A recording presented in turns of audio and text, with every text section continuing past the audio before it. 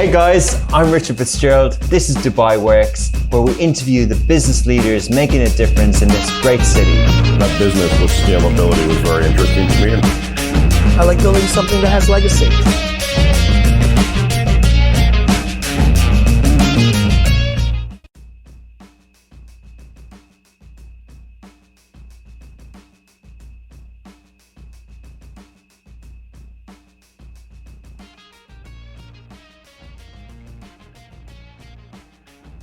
So firstly, to recognise what happened in Turkey and Syria and the tragedy, thoughts and prayers are with everyone there. I was in Riyadh this week at LEAP, and there's such energy in the region, and you just hope that the prosperity that grows out of these investments and these startups can really help economically and help this region rebuild, particularly in Syria and Turkey in the future.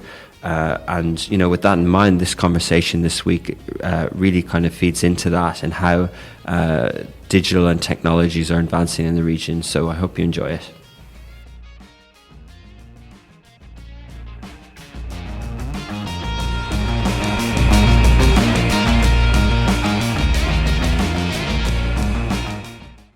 This episode of Dubai Works is sponsored by STEP Conference 2023, the leading tech festival for emerging markets. The highly anticipated event will be returning to Dubai Internet City for its 11th edition on February 22nd and February 23rd, with a new retro-futuristic approach and experiences including one-on-one investor meetings, pitch competitions, workshops, keynotes, panels, debates, and so much more. Grab your tickets on www.dubai.stepconference.com. Welcome back to another episode of Dubai Works Business Podcast. This week we're joined by Sudipt Shah. He is the founder and CEO of Digital of Things. They are a leading research and user experience design agency in the Middle East. I think the first pure design agency that we've had on the show. So good to have you here today, Sudipt. Thank you for inviting me. So we'll be talking all about the beginning of the company, how you came into it and how you set it up and what your services are. And then just generally the competition, the marketplace, and the talent and the industry in the region, and specifically in Dubai and the future. So good morning. Yeah. Good morning. Thank you for inviting me. So so tell us a little bit about Digital of Things. Cool. So like you said, we're a pure play experience agency. So we do a lot of user research and we do design as well. And it's basically to help make better experiences on digital for people of UAE as well as the rest of MENA. Yeah. That's the summary. Okay. Summary. So for people, so a digital agency, sometimes you have full service digital agency that do everything from marketing, you have 360 marketing on digital, and you're sort of more focused on what would be called a kind of UX UI interface and design part of it. Correct. Can you just explain a little bit more of, you know, when you come on board and what type of services and work that entails? Yeah. So like you said, there are lots of agencies out there that do various different parts of digital. What we focus on and what the team is very, very passionate about is UX. And that is, how do you create experiences that are seamless, efficient, you know, and a pleasure for consumers? So a big part of that is understanding the customer. So what we're very, very focused on is user research. So that's one part of our business where, I mean, you know, UAE, we've got 200 nationalities here, a diverse base. So we take time to understand the customers. You know, what do they want? What's their pain points? And based on all that data, then we actually create experiences. So we design, we do the wireframes and we do the full design. We're not digital marketeers. You know, we don't do the SEO, PPC, that kind of stuff. And we don't do development ourselves. What we really, really love to do is how do you make things that are user-centric? You know, how do you make something very easy to use, seamless, and so people keep coming back and using the app or a website, whatever it may be. Okay, brilliant. So was that your background? Were you a marketer, and how did you get in? How did you come to set up Digital of Things? Cool. Yeah. So just tell you the story. So I'm originally from the UK. I've been in digital all my life, from my degree all the way in my working career. My last job in London was actually in UX. So I was working for a bank, and I was which one? Lloyds Banking Group. Oh, right. One of the biggest They're actually one of my clients in London 12 years ago. Yeah, all around the Olympics time and things like that. They were a big sponsor of that. Yeah. I mean, they were great, to be honest, as a bank, because they were really focusing on digital and how to improve that. So I was on the teams there to make experiences easy on websites and apps and things like that. So that was my kind of last job in London. And then I flew here because I got a job at Emirates. So I was responsible for UX in Emirates. And then I realized when I came to this country that there's a gap in the market. There's an appetite for people to have great experiences online, but we weren't there yet. This is about 5 years ago.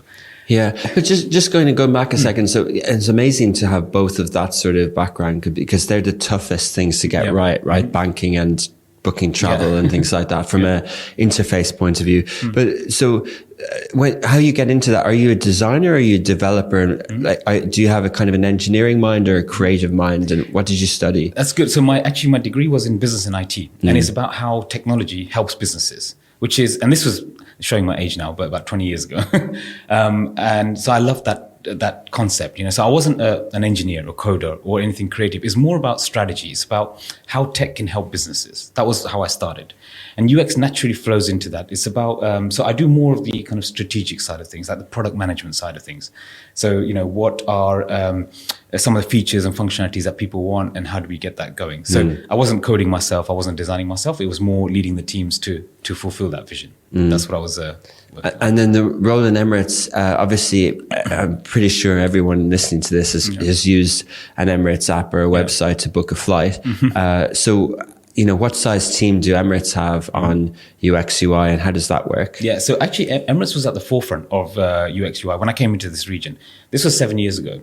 So a lot of companies weren't digitally mature at that time, but Emirates was definitely ahead of the game. They kind of knew the importance of UX UI. And you can tell, from the experiences that they have.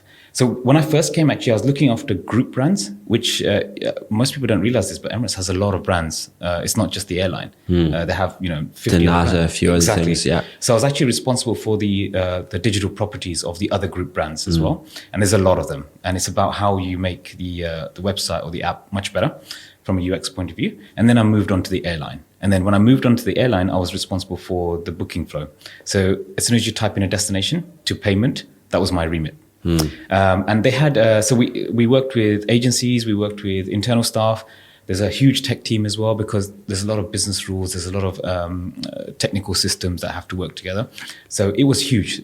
The whole digital team was probably around about 80 people at that time, which is absolutely, all working together in an office in Dubai. Yeah, in Dubai, in the Emirates headquarters. That's not even the tech team. That's the digital team, just responsible for digital marketing, UX, UI, all that kind of stuff. Yeah, and so overseeing strategy and product, because some companies in the space, your clients probably as well have CTOs and are chief product officers. Yeah.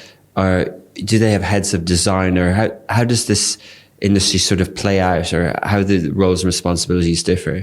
So actually product has grown significantly, and the UX industry in the region here. So when I first came, there wasn't many companies that were hiring specific UX designers or user researchers, and even product managers when I first came. But over time and over 5 years of running digital things, I've seen that completely grow. It's a hot industry right now. Everyone's getting in-house teams and they're building up full UX teams and product teams, which is great to see. It just means that the region's getting mature, the clients are getting mature. I remember when I started Digital of Things 5 years ago, we had to educate a lot of our clients on the importance of research, the importance of product strategy, the importance of UX UI. Now that's not the case. Everyone's coming up to us and say, we need better UX, we need more research, and we don't literally have to educate anymore. It's just there's a lot of demand from clients themselves. So that's really interesting. So going back, so you were with Emirates, you did these different roles, and suddenly you thought, hang on, what I've been doing here is great, and I've been brought over to do this, but actually there's not a third party's kind of offering this for many clients. Yeah. I see a gap here, hence Digital of Things is born. Correct, yeah. So I'm always an entrepreneur. I want to do my own thing. You won't believe I actually wrote the business plan on my flight here when I moved here for Digital of Things. I bought the domain about 4 years before I started the business. Okay. So I knew I was going to do something. But you weren't working on it while you were in your employment? No. Because you were too busy. Yeah, I was too busy. But I always wanted to do something, especially in this region. And then I just saw a gap and I thought that there's a strong appetite in Dubai and UAE to really grow digital. But did you know the region, sorry to interrupt, but did you know the region on the flight here? Or did you just kind of think that it would be good from the outside? So there's a story behind it. So I've been visiting Dubai since 2000. At that time, there was only Burj Al Arab, I think. Nothing else was there. Marina wasn't there. Downtown wasn't there. And I've been visiting every year. And I just saw the phenomenal growth.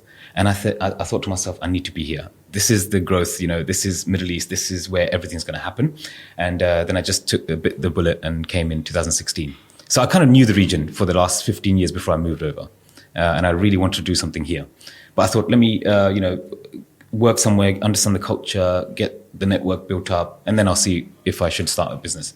And then about 2.5 years later, I decided, I saw a gap in the market, and I thought, no one's focusing on UX. There are development agencies out there, there's digital marketing agencies out there, but who's actually looking at how to make experiences better for everybody? And this region needs it. And then I saw lots of things happening, like the international players started coming in. So if you look at like Uber, when they bought out Amazon. So all these international players came in, and what happened is the expectations of consumers increased. Yeah, even like Deliveroo and other these apps. Yeah, all these kind of guys came, and it just means that everyone's saying, "Hey, if I can order a taxi in a minute, in a couple of clicks, or some food, then why can't I do the same thing with my banking or with an e-commerce website?" And so then I spotted the gap, and I thought, okay, let me start now. Build a UX agency that focuses on UX and research, and then go from there. That's such an interesting entrepreneurial angle. Most people are thinking, why don't I do the Uber of this? Yeah. Well, you're kind of going, well, if they're all thinking that, then let's provide the services around it. Exactly. We're the enablers. How do we enable people to be the next Uber or be the next Amazon? So that's what we kind of targeted. And how has that gone? I was listening to a podcast last night, and AI is obviously the hot topic at the moment. There's a lot of momentum around it, and it feels as if someone said that a few years ago, 2 years ago, it was around Web3 and NFTs, and 5-6 years ago it was the Uber of everything. Yeah. So we always jump, and this was from a Silicon Valley perspective, that we jump onto the next trend. Yeah. But are people, is the Uber of things, is the demand still there, or is it increasing for a good user experience? So it's definitely increasing. I think for people are just demanding better experiences. I would say they're less forgiving nowadays, the consumers in this market. And there's a few reasons for that. This is my belief. Before, there wasn't much competition, so you kind of don't have much of a choice as a consumer, But now, let's say you're trying to do food delivery. You've got actual choices from apps that you want to use. So if you've got a bad user experience in one place, you just go somewhere else. If you don't like something on Talabat, you go Deliveroo. If you don't like something on Deliveroo, you go to Talabat, right? So there's a choice that people have now. And that's with everything, with e-commerce, with food delivery, with taxi companies, whatever it may be. So in that case, UX becomes super important because that's the sticky factor. There are others, pricing, product, all that kind of stuff as well. But I think UX is the differentiator that people will need to improve to get the stickiness. Okay, and in terms of your services, so obviously if RFPs go out for digital agency services or even for app development, they don't often sort of break it up, one for the first part and one for the second part. So how have you navigated that? So that is a very good point, and it's changed completely in the last 5 years. So when I first started the company, everything was about app development, get everything done, and UX was a small part of it. Over time, we've seen RFPs completely split, actually. And we've had RFPs, which is just UX UI, which for me is great validation, because people are understanding the importance of it. I'll give you a couple of examples. We've had clients come to us and said, we developed the website 3 years ago, offshore, because that's what everyone was doing. But now we need to be really customer-centric. So they actually split the RFP and said, UX UI is separate and development is separate. And I actually want 2 different companies. I don't want one person to do everything. Because then you got they want experts in each field, to do the best. So we're getting a lot more of that. Even now, all the RFPs that we've seen have a separate UX element, which is absolutely amazing. Amazing. That's really interesting to know. But then how far does the remit go? Because, user experience can be front end, but it can also be back end in terms of how internally it's used. So do you look at that type of design as well? Yeah. So now when we first started, it was more, so we do user research and UX UI, right? And that is more consumer facing things. Yeah. But we get a lot of other requests now, things like employee experience. So that's internally to the company, right? And how do you make that experience better? So we get asked for those kind of things. Okay. Even what I call product strategy, because it's not just about how it looks and feels, but how does it operationally work? So we get involved in a lot of those kind of things. So what do customers want? but they need to fix a lot of the operations and the back end to make that happen. It's not just fixing the look and feel of it. So we actually get involved in that kind of things to say, this is a customer's pain point. You need to fix your technology and your processes, and then we'll have the front end for it. Okay. So we actually get involved in the whole experience as a whole.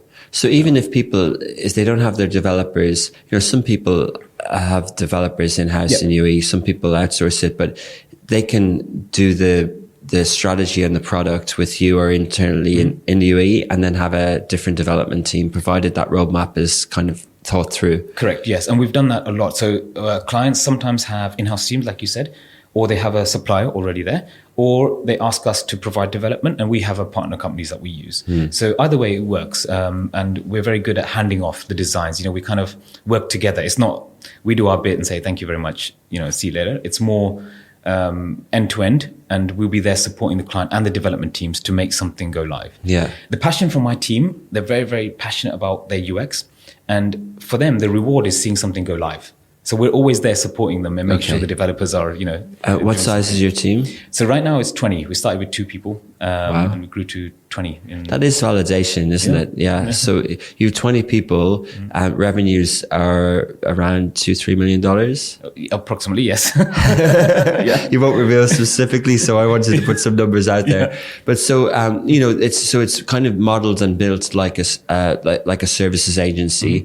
So how do you find sort of when I moved here, there weren't that many pure digital agencies. Now we're seeing lots of, as the industry expands, you see specialisms, you see different practices. Is that what you sort of, how you're kind of along that wave? You're part of a wider, more, a wider grown, built up digital industry here in the UAE. Yeah, exactly. And like you said, there's a lot of foreign companies coming in as well. Some of the big international names are coming in as digital agencies. What we decided to do is focus on what we're very good at, which is experience. But it's not just UX, UI anymore, because that's how we started 5 years ago. It's more like omnichannel, for example. A lot of people ask us for omnichannel. We've done some crazy user research studies out in the field, because that's all part of a broader experience. So it's not a case that everyone's now combining into one, and everyone's the same digital agency. There are specialists, but that specialism is getting broader. So for us, experience is not just about UX anymore; it's about the wider customer experience.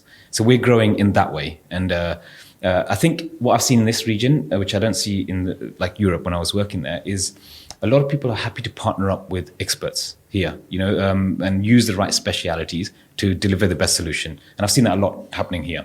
Okay. And some examples of those partnerships? So for example, we would have like service design agencies, for example, which do the whole service design, and they'll use us for a part of it, which is the digital part or the omnichannel part. There are development agencies that they know their client is so demanding from a user experience point of view, and they know they're not experts in that, but they're great technically. So then they would use us to say, hey, can you help us out with the UX UI? So we get a lot of those kind of partnerships that we work with. Okay. And in terms of the makeup of your team, there's a different skill set involved in research than there is in sort of technical design. So how does that work? And how do you hire as a researcher? Right. Okay. So yeah, you're right. Research is an art, to be honest. And we do a lot of research. I would say about 60-70% of our business is research, which is fascinating for me, because everyone wants to understand this region.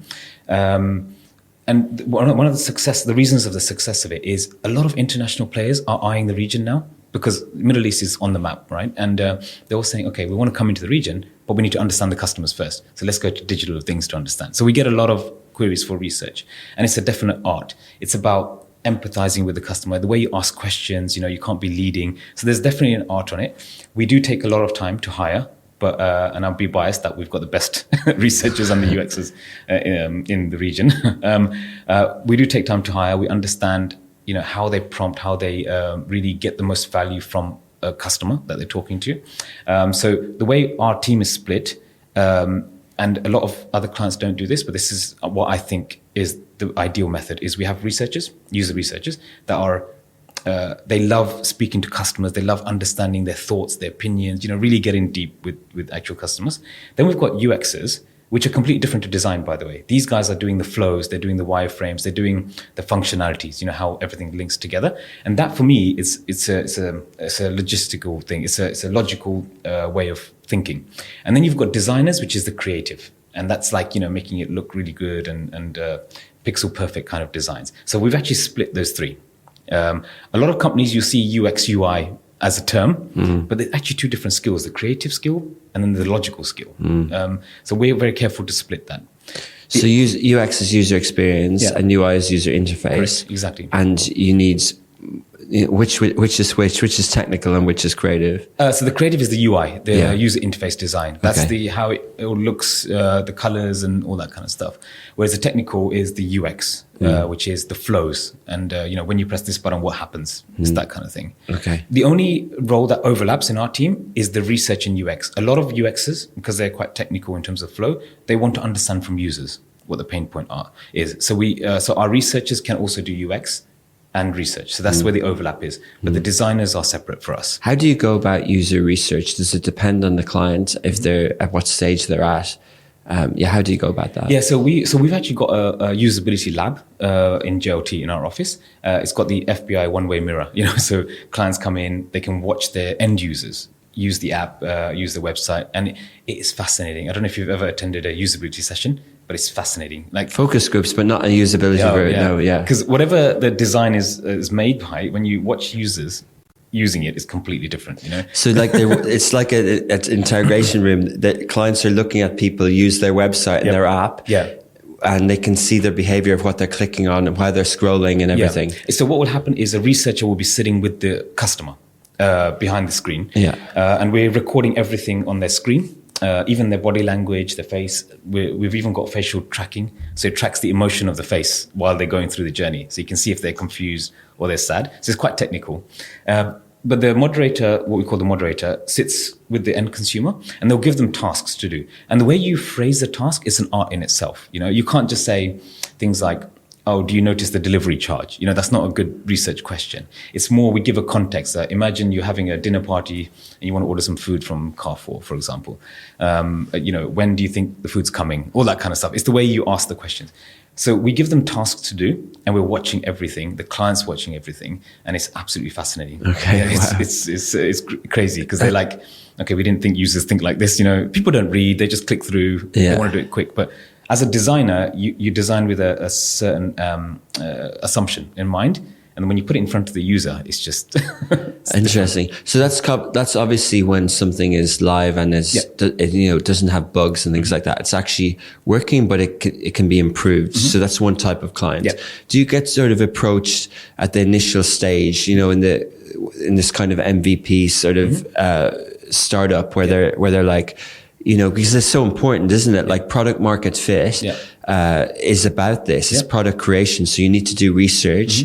You might have an idea, but you kind of go, well, this is how scope creep happens. Like 10 ideas go into an app and you're like, well, what's this app for? Exactly. Yeah. So you can be brought in on the early stage. Do you find that or people? No. And to be honest, that's the most powerful. If you use user research at the beginning, that's the most powerful for any company because you avoid a lot of mistakes. Like you said, you kind of prioritize the scope and you say, okay, we're going to launch MVP.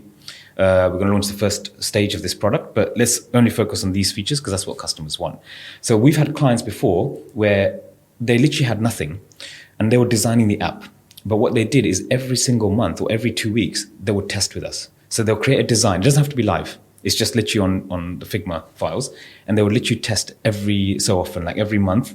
So when they launch, they can be sure that it's exactly what customers need. And that is really, really powerful. And those companies that have done that have been really, really successful. They've got extra funding now. They've got hundreds of employees. They're really shooting in the market. Okay. So, we do get that a lot. You and I have just been to Leap and in Saudi, and it's just fascinating to see the energy around startups over there. Like obviously, there's energy in Dubai on startups and there's a lot of investment everywhere. The region is thriving, as you said. But, I was taken by one presentation, a venture firm, and they showed what they've invested in the last 5-6 years. Yeah. And all these big, cool logos on the screen, on the stage went up. And, like there's just so much that goes into that, isn't there? Like, so how do you kind of look at that? Do you go, do you look at those companies and say, oh, well, that's obviously a competitive space, but clearly the ones that make it have good research, good product, as well as good leadership and good marketing and everything? So I think people underestimate the value of good UX in terms of the success of the app. And you only use apps that you love to use, right? And you kind of delete everything else. So there should be more of a focus on UX. In this region 5 years ago, there wasn't. I would say it's changed now. And you can see, and I think startups, everyone's got a tech product nowadays, right? That's where the startup world is. And I think there is a focus on that now because they realize that a competitor can come in straight away. The only way we're going to differentiate is either pricing, product, as in product selection, or UX, or a combination of everything. So I think it's really important for success. I'll give you let's take an example. Before Facebook, right? I mean, you had High Five, if you remember those days, and all these other apps. Friendster, Bebo, MySpace. Exactly. But the Facebook UX and everything was so easy. You just get that traction, right? Same thing with all these food delivery apps as well. But interesting though, see that Facebook actually didn't have a native app when they IPO'd in 2012. They were still in HTML5, and they didn't have. So they actually had to switch and make it better on the mobile. But on the mobile, exactly. Yeah. And the timing was right for Facebook because then the iPhone released and the smartphones released. So then, people could do it on the go. So that's timing for them. But I can recall loads of other kind of second movers that were really successful because their UX was amazing. Yeah. And you can see that, Okay. So it really, really helps. If you want to be successful, I think you should focus on the experience. I think customers are really impatient nowadays. They just want that instant gratification. They just switch very quickly. Loyalty is not even that big a deal. And the only way you're going to retain people is just having seamless experiences. Okay, so that's kind of interesting then. So the makeup of your clients, what sectors are they? A kind of two-part question. What sectors are they? And then what's your relationship with them? For example, what you just mentioned kind of pointed towards product feature changes and updates as you go. So it's kind of ongoing relationship, or is it more of the sort of here's how to build it, off you go? Right. It's a combination of everything. So in terms of our client set, it's across industries. We've done banking, leisure and tourism, government. It's just been a variety because UX is UX. There is domain nuances that you need to put in, but everyone wants the kind of similar experiences, So we work across sectors, all the way from startups to enterprise. So we've got startups right from the beginning all the way to enterprise level.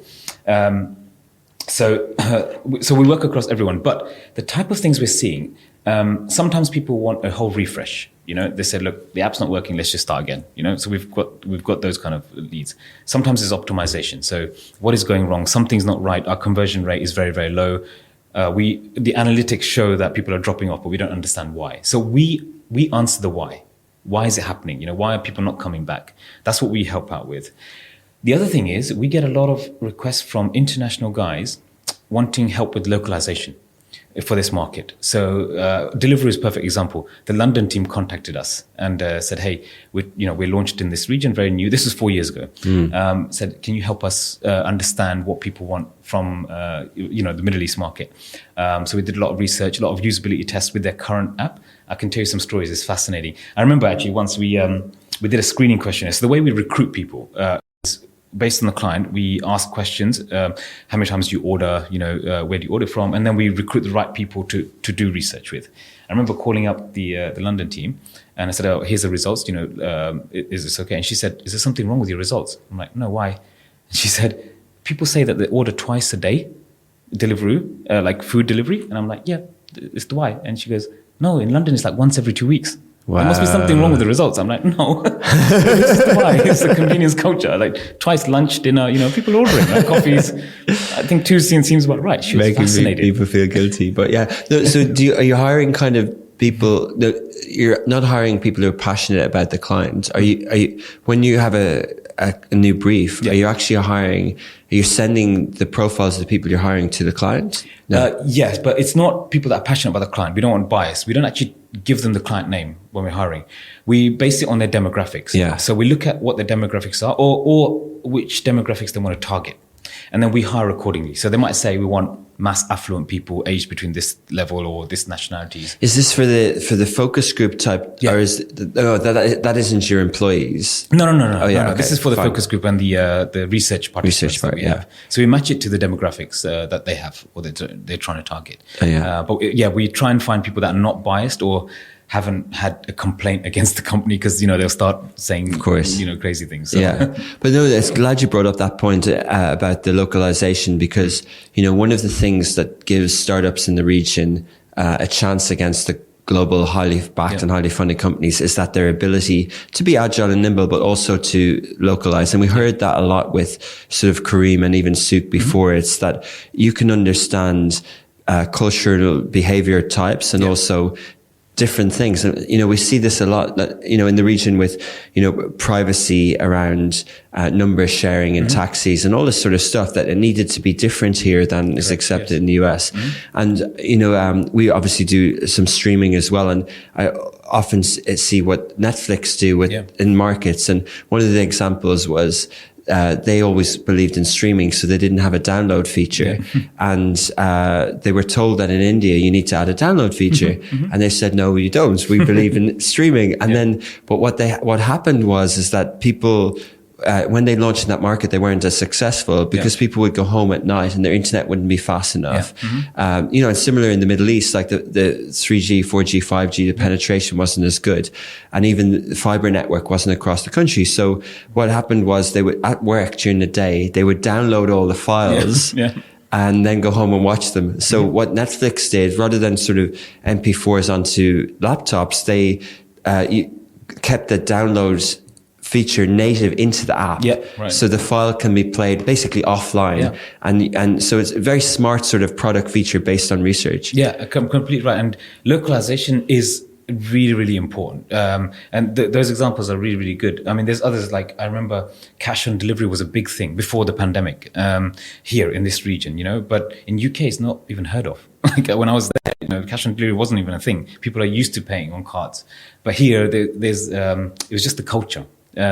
So people that were coming in from international, like the brands, they had to add that feature in. Now it's gone because a lot of people are used to Apple Pay and cards because of the pandemic. But 3-4 years ago, that was a thing that they had to put in. So those kind of small things really help with localization and just connecting with the individuals and the consumers. And what about, interesting, going back to the banking sector, because a lot of people have frustration with banking in general, and some of that isn't the bank's fault. It's just compliance and the security, and it's actually just part of the industry, and part of it is to keep our money safe. But some of it is sort of to do with experience. How have you found that?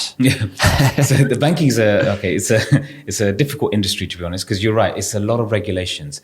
It's marketing, but legal, all this kind of stuff, and you're always trying to balance user experience with the regulations. So when I was in the UK, I had lots and lots of ideas, and I couldn't implement every single one, right, because of the regulations that are there. And you just have to balance it. Same thing here, but it's a bit less here, I would say. People are more willing to innovate. That I've seen, because we work with fintechs and banks as well here, but you do get the regulations. I'll give you a perfect example. There was someone wanted for a bank a really easy way to sign up for an account, and the legal team said we need to put all these terms and conditions in here, and we need a big paragraph where there's a checkbox that says I read this paragraph, right, and you have to put that in. The legal team was saying have to. So what we did is said, you know what, let's do some eye tracking, because we've got eye tracking facilities in our lab, and we showed them the screen. Basically, they looked at the whole form.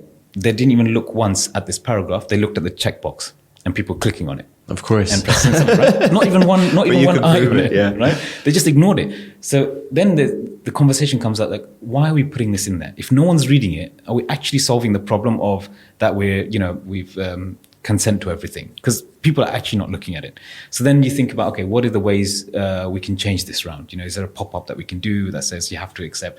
So it's a balance of regulation, marketing, everything mixed together. Banking is a hard industry for sure. Like it's very, very difficult. And there's always a challenge between experience. Is from 5 years ago when you started this and say some of the banking clients, are you seeing improvement versus the UK?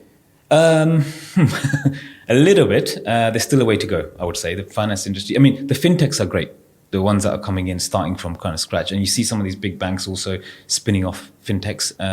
They're really good because they're not stuck with legacy systems. They're not stuck with the old Even the ways. spin-off ones. Yeah. Are they doing it from scratch? Or are they outsourcing? Are they working with partners to do the sort of look and feel, but then it's kind of the same tech team? That's what I'm going to say. The tech team and the processes are kind of similar because of the regulations here. But at least the look and feel is a bit easier. You know, there's it's not like the old school days. So yeah, I think it is changing. But if I'm honest, I think there's some way to go. And so how can you describe that? Like, how can you make that tangible? Explain, way to go, or what's going to happen next? So if you look at some of the fintechs from abroad, like the Monzos, the Revoluts, you see the user experience and people are using it because of that. I mean, there's lots of stats in there about how easy it is to use. If they can do that, with all the regulations in place, then why can't we do it? Why can't we focus on that? So I think people should rethink the experience. So a lot of people think we've always done it this way, so let's carry on. Let's create a new bank, but these are the processes. What I think needs to happen is we need to challenge it a bit more.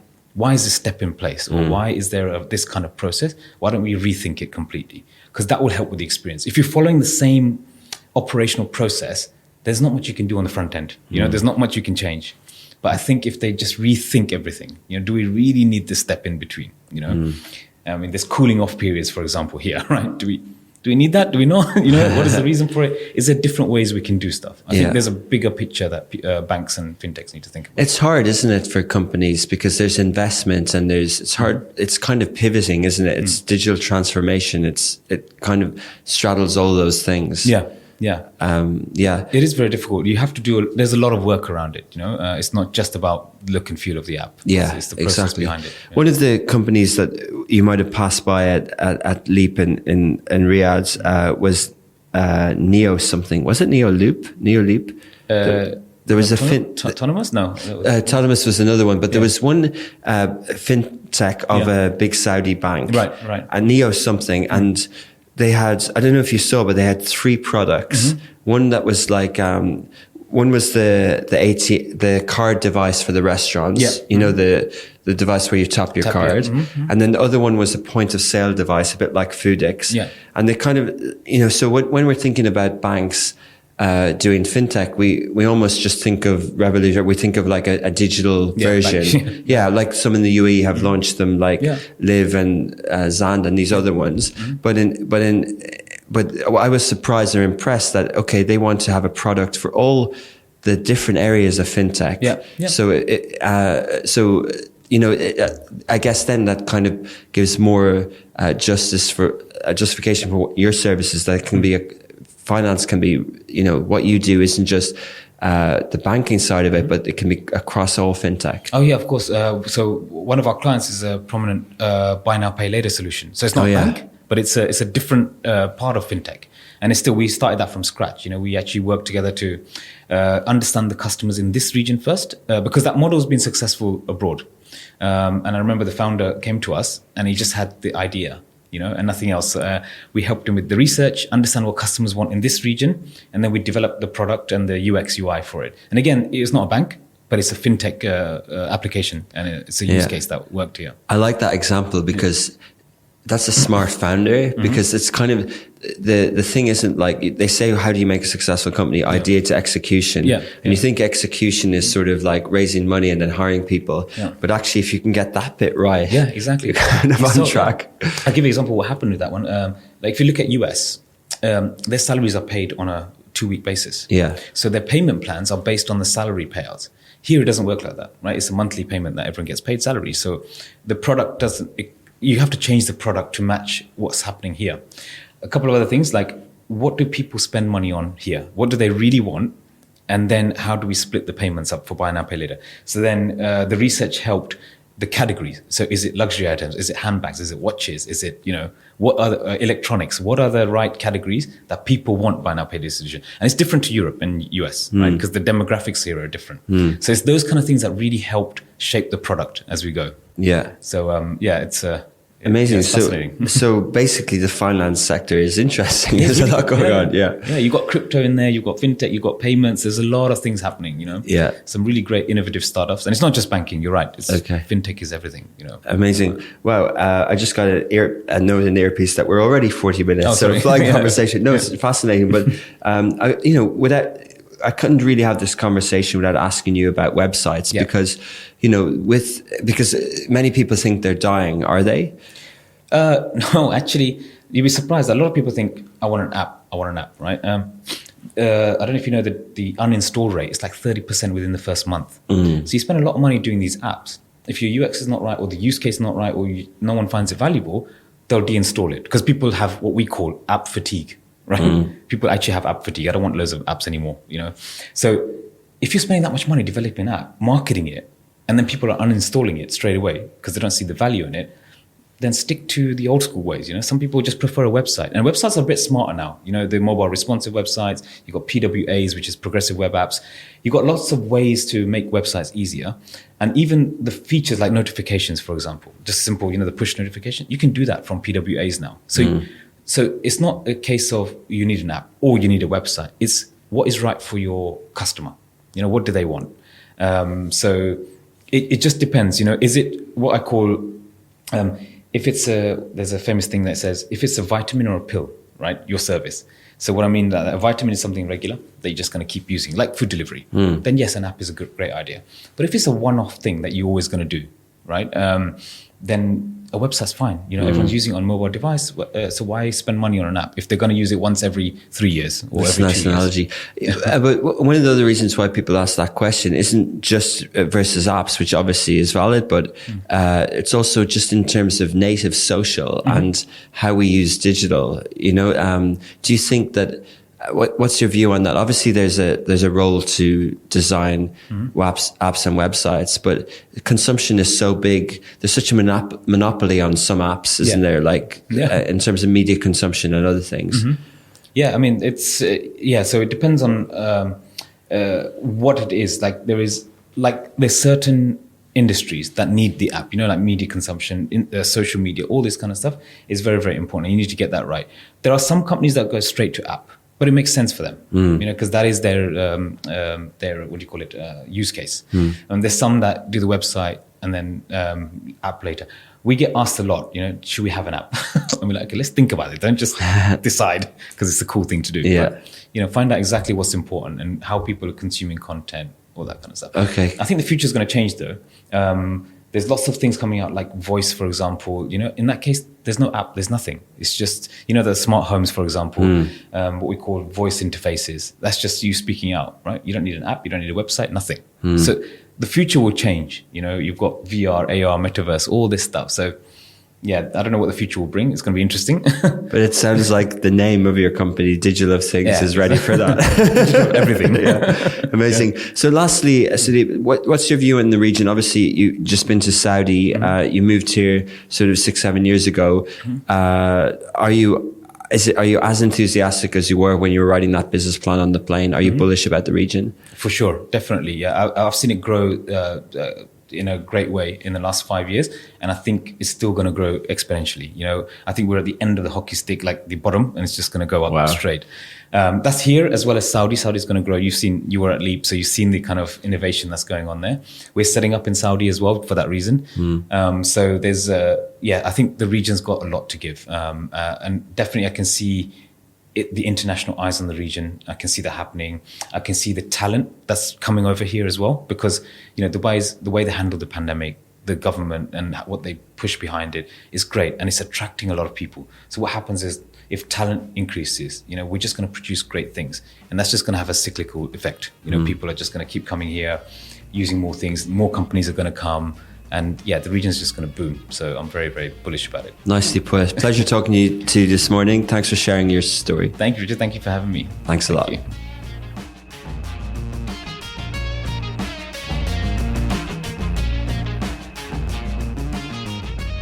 That was super interesting. I think it's cross-sector. So anyone who's thinking about starting an app or thinking about the apps that we use, to know that there's brains and agencies out there working on this stuff at a high level is really brilliant to hear. So well done to Sudeep and what he's doing at Digital of Things.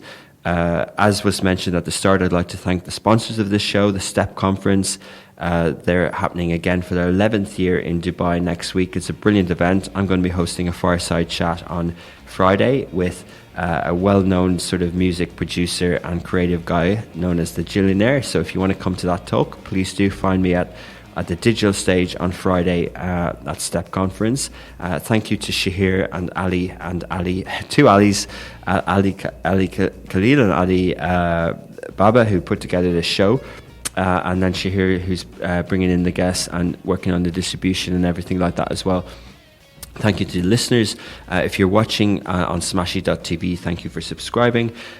We've just reached 6,000 downloads of the Smart TV app on Android, so on TCL and Sony and all that sort of stuff as well. So in addition to people who are listening on the audio, please do like, comment, subscribe. Every additional person that listens means that we can grow and bring on better quality guests. Not that our guests haven't been of the highest quality in the past, but we can continue to grow this podcast for the region and for everyone listening in Dubai as well. Thanks a lot, and we'll be back next week with another episode.